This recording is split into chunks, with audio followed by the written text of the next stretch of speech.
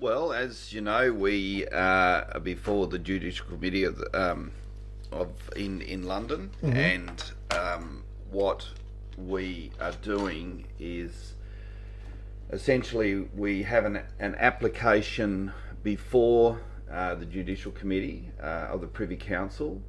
We have had that since 2018. We've had a case manager overseeing the application, and it now has proceeded through to the registrar. And with the registrar, that's Louise D. Mambro, is got a lot of materials. It's got the Lord's Prayer, or the prayer that I put before the Queen and House of Lords and the Parliament, and certainly got the constitutional extracts of Darren, who's one of the advisors in the team.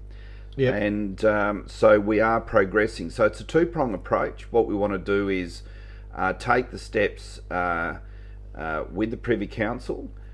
We say the low-hanging fruit is the Australia Act, and and Darren has done a lot of work on that. It can probably go into it more, the intimate side of it. We say that we have standing. We've just received a reasons back from the registrar, and they're treating it with caution, and we had to get the timing right because we wanted to. People are probably saying, well, look, you know, we've been hearing Culleton say about this a long time. I mean, we only get one shot at this, and we say it's going to be, there's a precedent with it. We want to make sure it's a squeeze of the trigger. We want to make sure that we hit the target because, look, and this is not being disrespectful to a lot of people. A lot of people vent their frustration on Facebook. You know, we seem to get personal attacks, but at the end of the day, we have to be professional. We have to be measured. We have to make sure that we don't look like fools, and we're not going to be a person, well, simply someone that's going to be coming up and just barking at the gate. We're actually taking it past the boundary of the boundary fence, and we're going into uncharted waters, and we are doing it correctly. We have a team over there. We have certainly got some very high names back here at Vic Bar, Queen's Councils, that are looking at it. We certainly, but that's not saying we're going to allow them to run it, because there are issues when you're talking about oaths, and we're seeing oaths to a jurisdiction here that we say is certainly you know, without judicial authority. So we make sure that what we do go into is go in there with clean hands, with a proper argument, and an argument that we can win. And we say we can do that. Now, the two-prong approach is also filing an application in the UK courts. We say that we have jurisdiction to do that. We're certainly feeling more comfortable now that that the UK has left the EU. So, you know, we're certainly riding some good times. So we had to make sure that when we threw our line in the water, we were going to throw it where the fish were biting. So that's what we're doing. And Darren's, I'm over here catching up with him and Daryl, because we're really at the point now where we've got to make every post a winner. We've got the registrar on the line, and she's looking at all the material, you know, taking weeks to come back, and we're dialoguing. We're in the dialogue, and that's so important to get the engagement. So, Darren, if you could just give a brief overview. I mean, we're limited on what we can say because you know, it is our argument going in, but the low-hanging fruit is the Australia Act, and 100%. And we all know now, just in this, you know, within Australia, I mean, you know, jurisdiction starts at the registry with the forms that you fill out. It's all about jurisdiction, and that's why we need to take that low-hanging fruit, which is the Australia Act, and deal with it and just get rid of it, because that's the thing that's eroding democracy and our sovereignty in this great land, and we need to get it back. 100%. The jurisdiction point is most prominent because what's happening in Australia is the Parliament has provided certain jurisdictions within the court systems, and the judiciary and the registries are not following what the Parliament has provided. Now, that's as far as I'm going to go into that detail, because we're testing this in the UK. But if anyone is in the courts in the state, they need to challenge the jurisdiction of the court, because currently, the current jurisdiction that they sit under, there is no law to sit under that jurisdiction within the states. In the Commonwealth, yes, but not within the states. Yeah. So the other thorn in their side is the Australia Act. There's been a lot of deception and fraud that's taken place in regards to the enactment of the Australia Act. There's been lots of falsehoods that have been projected to the UK ministers when they enacted the UK version. If you read the minutes from the Hansard readings of the Australia Act in the UK Parliament, you will see that the ministers were under the impression that there was a referendum. We've spoken about this, and that's before. That's all been filed with the Privy Council, so they're aware of all that material. Exactly.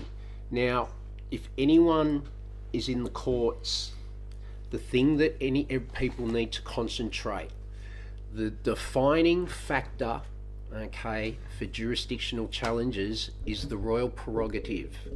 Now, if you go and do your research on the royal prerogative of the Queen, you will find that certain requirements and obligations are placed on the Parliament of the state and the Commonwealth when Her Majesty's royal prerogative needs to be changed, and these certain obligations and requirements have not been fulfilled, and there's some massive problems in regards to the there was 6 acts prior to the Australia Act, and they were called the Australia Acts Request Acts of 1985. And it's a request from each of the states to the Commonwealth to write the Australia Act. Now, the first thing is Section 5138 does allow for that, for them to make a request to the Commonwealth. And what that engages is a one-off lawmaking power by the Parliament of Australia to create a law for the Parliament of the state that only the UK Parliament could exercise at federation.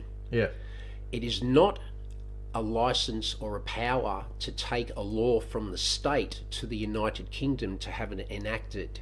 By them, Exactly. So there's a lot of problems in regards to that, and it's actually quite easy to knock these Australia Acts Requests Acts out, which basically disengages Section 5138, and then the Commonwealth failed to have a head of power to write the Commonwealth Australia Act. Plus, there's no licence to take it to England. UK, It's only the Dominion Parliament that can take requests to the United Kingdom, which they did. But there's a break in the chain of power. There's no power for the states to ask the Commonwealth. Now, the Australia Act itself, if you stand it alone, it falls down because there's many things in the preamble to the Australia Act where there's deceptions going on. There's things like it claims there is a request from the Parliament of the Commonwealth to the Parliament of the United Kingdom to enact the Australia Act. That is a lie. There was no Parliament of the Commonwealth from 1973. It was the Australian Parliament, and they were impersonating the Parliament of the Commonwealth. And if you have a look before and after that act, they go back to calling themselves the Australian Parliament. And people, the listeners might be going, well, how has this occurred? As you're aware, 1973, the who was it? Gough Whitlam removed the crown and enacted and created a new queen for Australia. Now, there's massive problems with that as well. Oh, absolutely. I was doing some research and I just checked some dates, and it was back in 2018, and I found some case law from the early 1900s, and there's a case called Haddad Parker versus Moorhead and Appleton versus Moorhead. And those two cases, the High Court was asked to to interpret section 5120 of the Commonwealth Constitution in regards to corporations. Yeah. And they found within the interpretation that the Commonwealth only had power to write laws for corporations created within the states. Yeah. And they added that the Commonwealth fails to have a power of incorporation. Yep. Now, I found these cases, they're from the early 1900s, so I wrote to the Attorney General's office to get a confirmation Yep. in regards to that.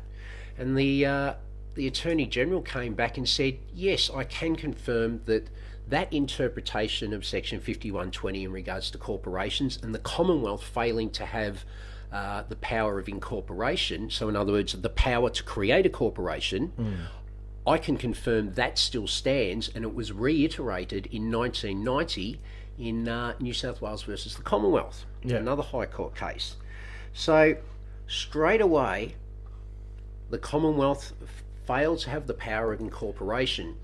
And if you have a look at what's happened throughout Australia since 1973, the government's been selling off all the departments, and then they've been recreating them as corporations.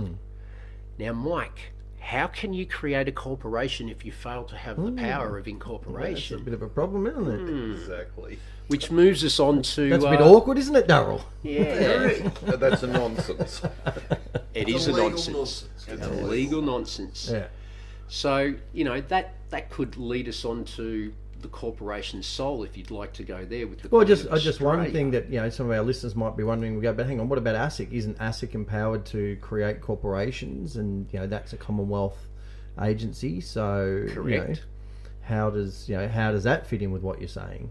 Once again, Section 5120 actually says that the Commonwealth have the power to write laws for financial and trading corporations within the realms of the Commonwealth. Yep. But it's only a power to write laws so as to administer corporations created within the states. The states have the power of incorporation, not the Commonwealth. So one would, So what about all these corporations out there that have all been registered and created under ASIC? Well, there's and it was only quite recently as well, because you used to register a business name in your state. Yes. But I think it was maybe 5-10 years ago that even if you want to just register a trading name now, you have to do it through ASIC. Exactly. So, and as Rod and I discovered, we sent in a few requests to some of these corporate Commonwealth entities, and Freedom of information, but via freedom of information, and we asked some hard questions once we got the confirmation from the Attorney General that the Commonwealth has no power of incorporation. We asked these corporations where their valid creation was found within the Constitution. Yeah. And we've asked about many of these Commonwealth corporations, and every response is the same. There is no power under the Constitution to create those entities as corporations. So the main one that I want to talk about, the main corporation, let's call it the grand... I was going to call it the granddaddy, let's call it the grandmama of corporations in Australia, is the corporation's soul known as the Queen of Australia. So I'm sure everyone's now putting together, if they've worked out that the Commonwealth have no power of incorporation, and the Commonwealth created a corporation's soul out of the Queen of Australia, where did the power come from? To create The head it. of power. Exactly. Well, as we've discussed on a number of shows, and we've discussed this at length in our live events, there is no head of power. Well, this is going to be the argument that's going to progress in London, and it's certainly an eye-opener for them over there. Yeah. And Australia just has to wake up, and the English have said, look, we've got to come back under our sovereignty. Australia is not under its sovereignty. We're in this quasi jurisdiction, and we're a republic. Yeah. So no question, de facto republic until we can get back our constitution. we're in danger, and that's why we're doing the work we're doing. Yeah, absolutely. So there's three distinct points out of the Constitution which invalidate the corporation's sole known as the Queen of Australia. And the first one is the fact that Section 51, which contains all the lawmaking powers, fails to have a power to create a monarch. Yeah. And also, in there is no power of incorporation. They've created her as a corporation sole. And going back to that Section 5120, which gives them the power to write laws for financial corporations and trading corporations, Not corporations. I don't exactly, there's no power to write a law for a corporation sole. So they have a lot of trouble. Problems. A lot of problems. So the streams rise above its source because Completely. the states are overriding the Commonwealth because they've parked the Commonwealth. Yeah. Big problems. Anyway, it'll all get teased out. That's what it's all about, isn't it? Yeah, Exactly. Look, absolutely. So we've had a couple of emails come through. One from Andrew. Says, "Hi Daryl, Mike and Rod. What has happened to prosecuting Senator Brandis for misrepresenting the Senate with his aim to remove Senator Culleton? This also applies to Senator Perry, who conspired with Brandis to remove Rod Culleton from his rightful seat in the Senate. Both Brandis and Parry are criminals, and they need to be prosecuted under the law for their criminal acts. Can they be prosecuted? Is this going to happen? Is it worth pursuing? Thanks, Andrew." Well, that's very interesting. We did, as everyone knows, I did file a private prosecution against George Brandis under Section 13 of the Crimes Act 1914, and then he fled to London. Didn't come down to Parliament. I reckon he'd done his a bit of a tendon in his foot or something. So, but look, Brandis, Pauline Hanson, and need I say, my brother-in-law are all before the federal police at the moment. That investigation is ongoing. That evidence is filed, and certainly they will be named in our application in London, because Motion 163 passed on the 1st of December 2016.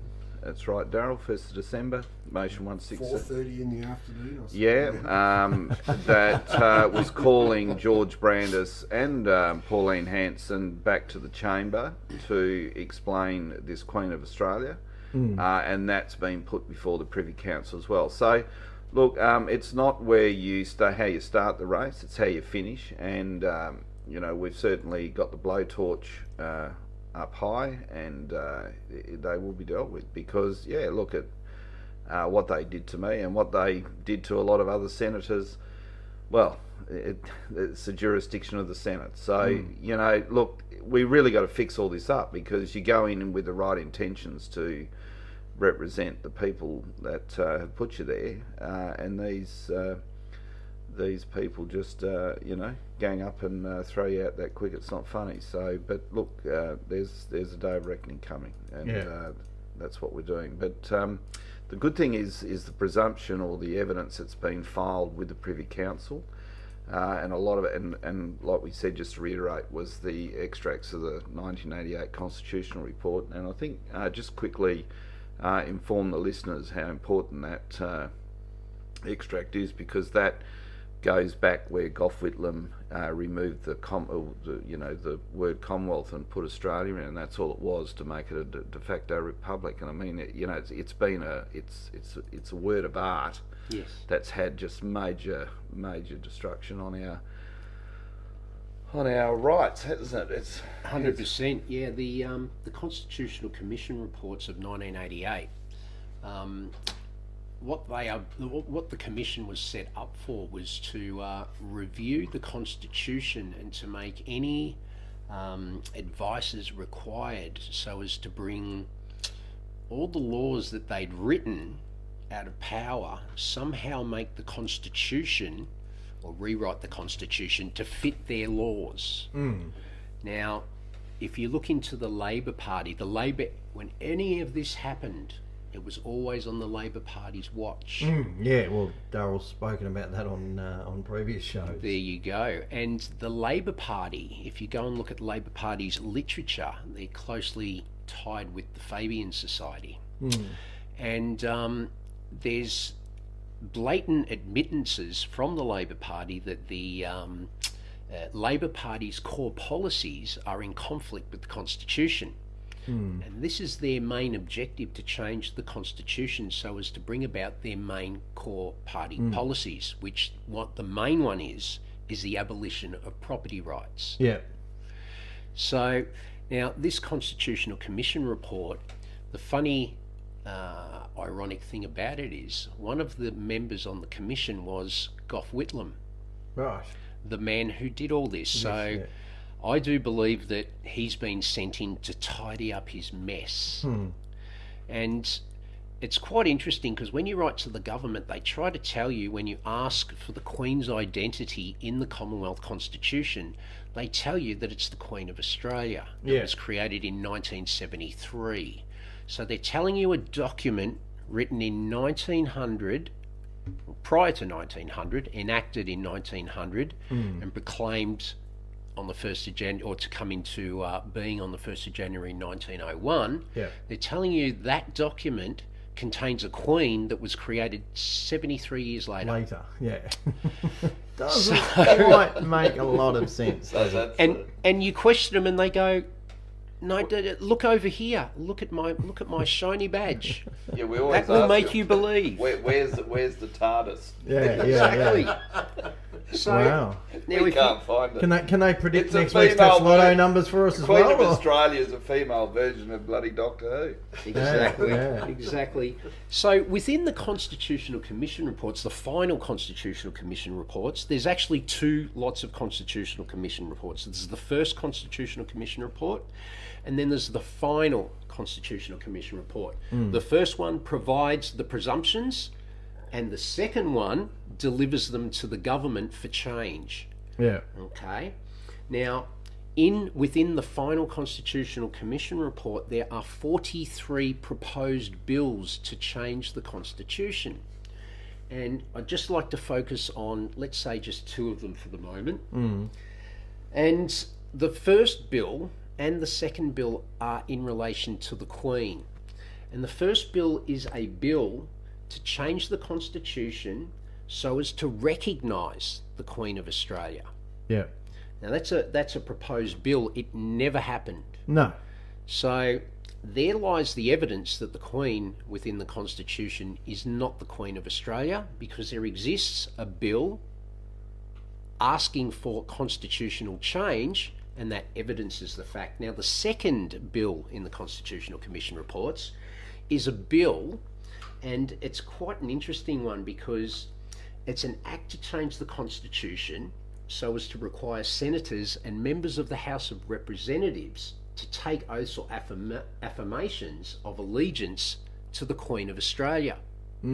So they're changing the very fundamental power within the Constitution, and they're trying to bring validity to the Queen of Australia by these proposed bills. But I think what's happened is they're purporting to be birth certificates for her. Well, you could look at it like that, Rod. Yes, definitely. It's interesting that you bring up birth certificates. So, you know, we look at these things like there's no power of incorporation, you've created a queen. Now the thing is, this all could have been done legally, this creation of a alternate queen. And there's a thing called a royal charter. And corporations are created by royal charter, by Her Majesty issuing a letters patent for that corporation. Now, that is the only way that the Queen of Australia could have been created.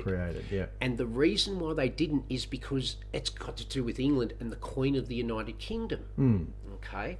So they don't want a queen from another nation's stamp or signature on it. They want the Queen of Australia's stamp on it, because it's a nonsense to have the monarch of a foreign power assenting to your documents. So, look, the Queen of Australia, the corporation sole, the nonsense that it brings to the table, this is what we're taking, as well as the Australia Act, to the UK. Now, the Queen of Australia, when she was actually enacted, okay, what's happened is within the Royal Styles and Titles Act, there's a projection that the Queen of Australia, it applies to Australia and its territories. Well, let's look at that for a second. So in 1973, new Queen and new application of that Queen to Australia and its territories. So Australia's Australia, which is the Commonwealth, okay? And then you've got the territories, which are the external territories of Australia, but include the Northern Territory and Canberra, or the ACT. Yeah. So the thing is, in 1986, we fast forward to about 13 years, and that's when the Australia Act came in, and that's when they brought the states into constitutional conformity with the Commonwealth. And basically what they've done is that's when they've removed the Crown out of the states as well as the Commonwealth from 1973. So now there's no Crown, okay? Now, in 1973, the application of the Royal Styles and Titles Act was to the territories in Australia, but not the states. Yeah. And in 1986, they brought the states into constitutional conformity. Yeah. There should have been an amendment to the Royal Styles and Titles Act, so it applied to Australia, its states and territories. Yeah. So there's no application in law for the Queen of Australia to apply to the states. You can't even use Section 109 because what's inconsistent? So there's So this is the rule. Yeah, they got some big Jurisdictional big issues. problem. oh, you can just keep going and going and going with this. Now, the Constitutional Commission reports, okay, getting back to those, there's many things like within the Constitution, they tried more bills to change, or should I say, write more bills to change the Constitution to make things right. Because in 1973, or prior to 1973, when they removed the Crown, the Queen only provided her assent on advice from her UK ministers, on the advice of the Prime Minister. So after 1973, that was removed, okay, and now the Queen accepted advice from her Australian ministers, okay? Yeah. But there's a problem. There's no power in the Constitution that provides for that. There's no power in the Constitution that provides for a Prime Minister. So what's happening is these people are running an alternate jurisdiction outside of constitutional parameters. Now, what they've done in the Constitutional Commission reports, they made recommendations to fix this, okay? But once again, they have never taken place. The evidence is in the report. The report shows that there has never been a correct form of government in this country since 1973 with the power that they are currently exercising. Yeah.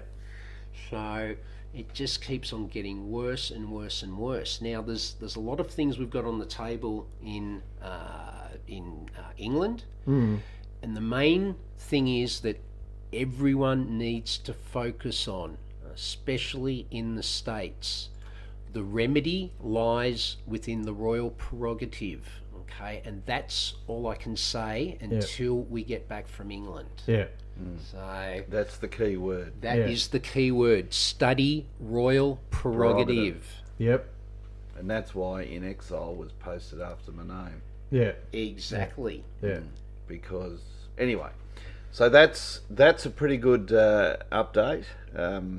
And that's basically our argument going in to the UK. And About 10% of the argument. yes, in a short narrative. So anyone that wants to come and hear the full argument, they can come and sit in the gallery. Yeah, absolutely. Absolutely. But there might be an opportunity. We might do a seminar just before we go, actually. There'll be a seminar in Melbourne to be announced. Yeah. Nice. All right. Now, I know you wanted to talk to us quickly a little bit about some constitutional stuff in relation to the rights of voters.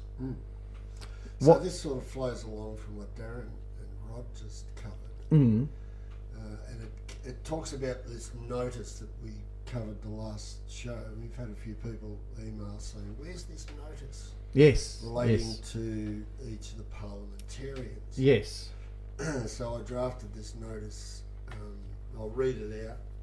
But we have got it now, so we will be posting it on the we'll website. stick it on the website. We'll stick it on the Facebook group as well. We just had to get it all finalised and get it all ready. And again, I want to remind our listeners, this has for 5 years been our primary focus, and we've tried to make it work and sustain itself.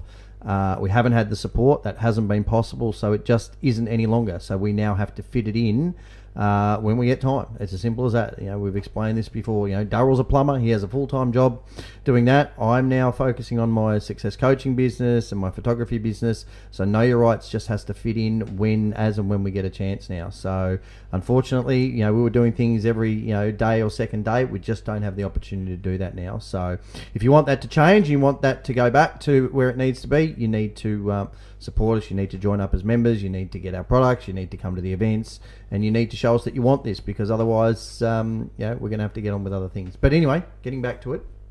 So notice. Yep. To the parliamentarians Australia-wide, have you taken the oath according to the schedule written in the Commonwealth Constitution? So, second paragraph, to the elected representative. So then you'd put their name, Mr. Miss, bungling fool of, the state. Yep.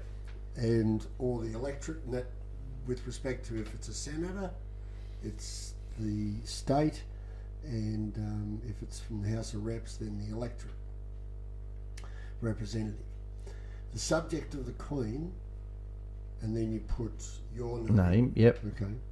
Requests a copy of the oath that you took, so the subject of the Queen can ascertain whether that oath was according to the schedule and section 42 Constitution, as well as clause 2 of the Commonwealth of Australia Constitution Act 1900 UK, that you took before taking your seat as the representative from my electorate or state in the 46th Parliament.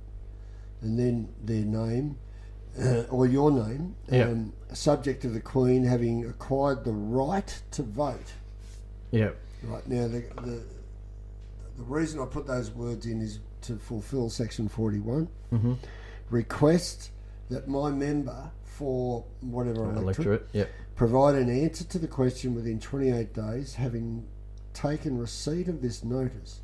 Otherwise, there may be court action taken against you in a court exercising competent jurisdiction under section 46 of the Constitution for being in breach of section 42, and as such disqualified under section 44.1 and 44.2. So section 42 reads, oath or affirmation of allegiance. Every senator and every member of the House of Representatives shall, before taking his seat, make and subscribe before the Governor-General or some person authorised by him an oath or affirmation of allegiance in the form set forth in the schedule to this Constitution. So it's straightforward. Yeah, it's very not beating simple. around the bush. No, it's not illegal egals. It's just straightforward. English, you've got to take the oath according to the Constitution. In the schedule. Yeah. Well, if you haven't taken it, mate, then you're clearly disqualified. Yeah. And of course, section 46 goes into the monetary benefits that one can gain by doing that. But it's not about the monetary benefits. No, it's about holding them accountable. Yeah, it's of office. That's right. So So the more people that do this, I believe it's one way of putting a foot in the door of this so-called 46th Parliament. Because initially they've all taken an oath to this Queen of Australia, Corporation Sole, of which the Parliament has no head of power to create. Yeah. Oops.